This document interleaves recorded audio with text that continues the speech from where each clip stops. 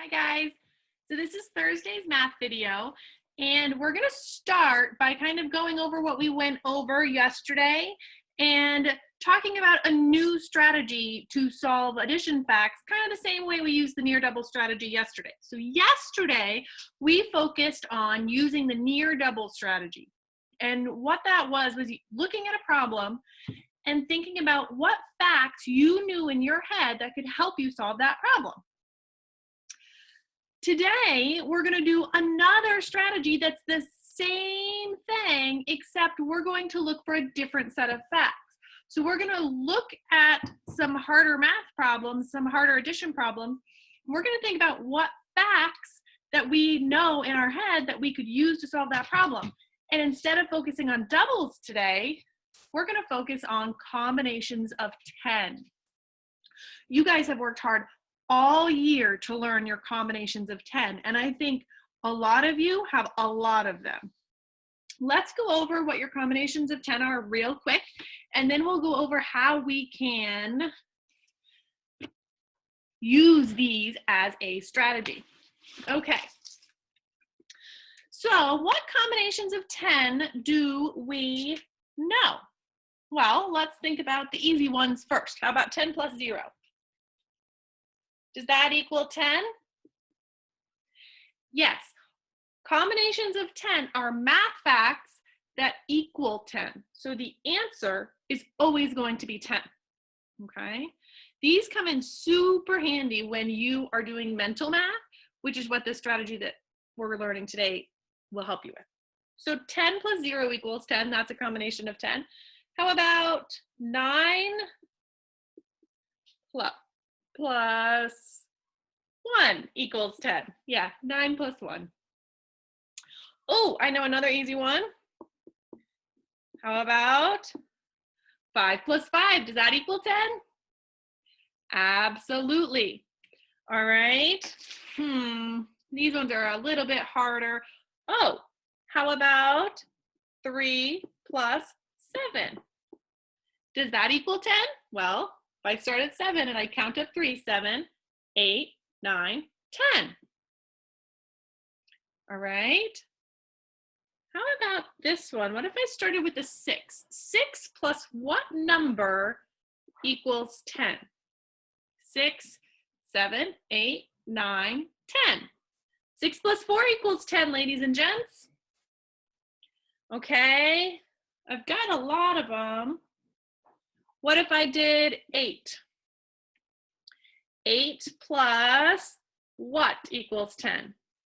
Well, 8, keep that in my head, 9, 10. 8 plus 2 equals 10. I think we have most of them. So let's think about how we might use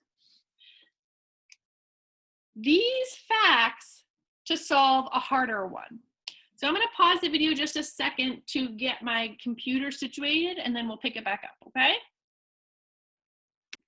Okay, so I have moved my computer around a little bit, and I've also changed my board. So this strategy that we're going to go over today, yesterday was called the near doubles strategy because we solved math problems that were close to a doubles fact. This strategy is called making 10. So knowing our combinations of 10 is going to be super helpful.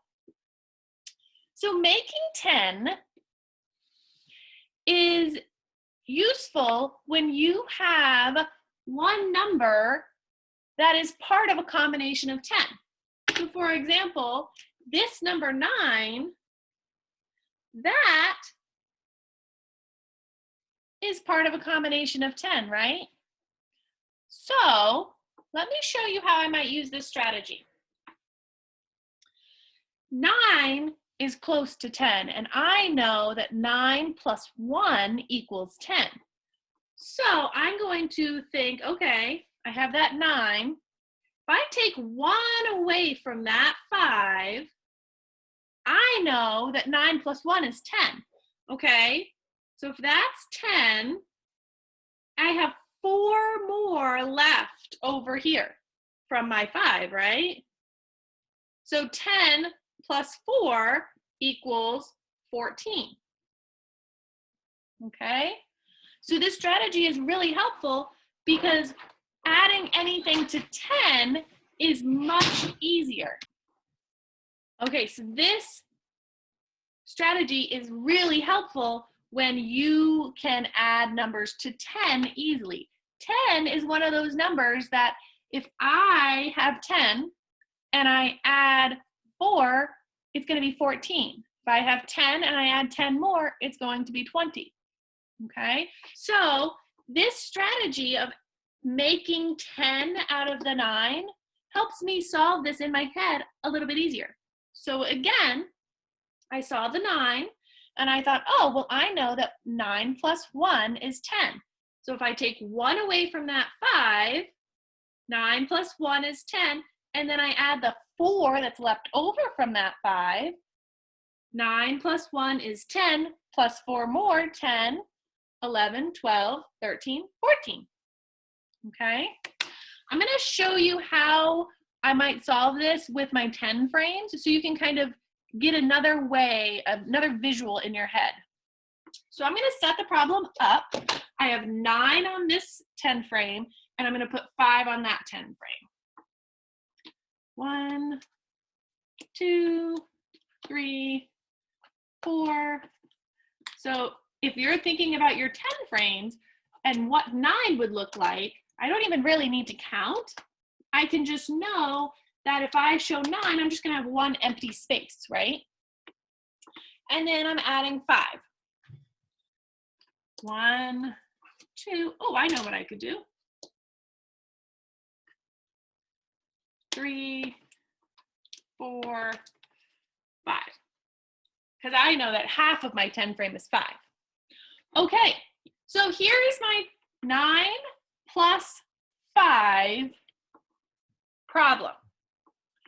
Now, if I'm going to make 10, I am going to think to myself, well, I know that 9 is close to 10. 9, I know the fact is 9 plus 1 equals 10. That's my combination of 10. So I'm going to take 1 away from this 5, and I'm going to bring it over here, and I'm going to make 10. Now I have 10 plus 4, and I know that's 14. 10, 11, 12, 13, 14. So 9 plus 5 equals 14. All right, let's do it again, folks. This time, if you have a board and a marker and an eraser, why don't you pause the video and get it if you haven't gotten it already, okay? All right, I'm gonna set my board up again. And this time our problem is going to be 8 plus 3 equals something. We're not sure. All right. I'm going to set up my 10 frames over here too. If you have a board, you can write 8 plus 3 equals something. And then while I'm setting up my board, if you want to try to solve this by making 10, go ahead and do that.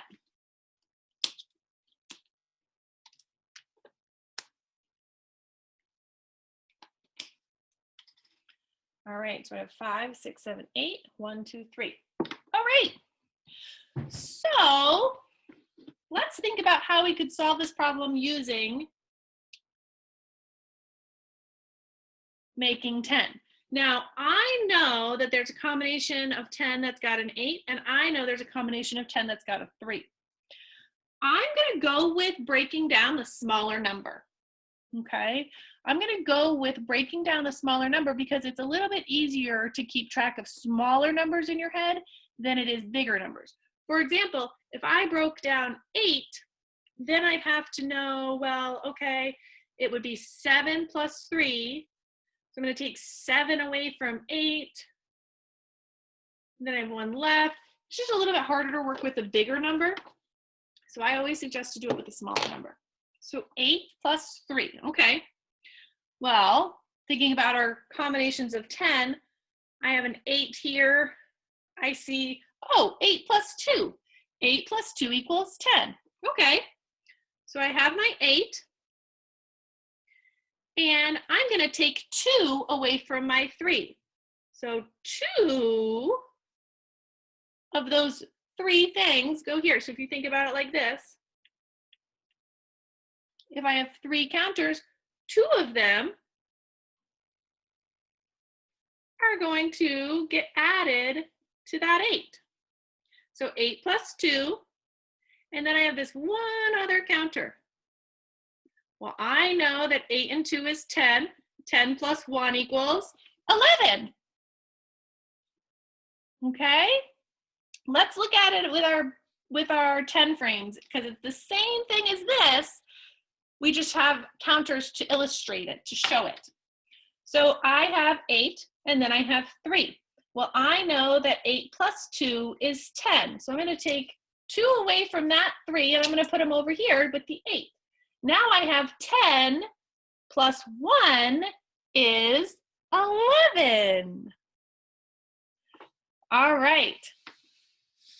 So that is the making 10 strategy. And it is helpful to know your combinations of 10 so that when you get to these problems, like 8 plus 3, instead of relying on your fingers or relying on counters or a number grid, you can do it in your head thinking, well, 8 plus 2 is 10, plus 1 more is 11. 10 plus 1 is 11. Those are that's a great way to be able to solve problems in your head, or start with that. All right, so the rest of math today, you're going to do this video. After this video, you have a Google form. That's the math boxes for this lesson. So it's practicing with base 10 blocks, and it's practicing solving problems on a number grid using the shortcut of going down a row to add 10. So plus 10, plus 10, plus 10, or up a row to minus 10, minus 10, minus 10, minus 10. Then I also put on there an optional math sheet that is a math fact coloring page if you wanted to print that out and do that, or if you could print that out and do it. And then I'm also going to provide some practice problems like I did yesterday for the near double strategy, but for the making 10 strategy. All right? If you have any questions with the math, let me know, okay, guys? All right, I'll see you later. Bye.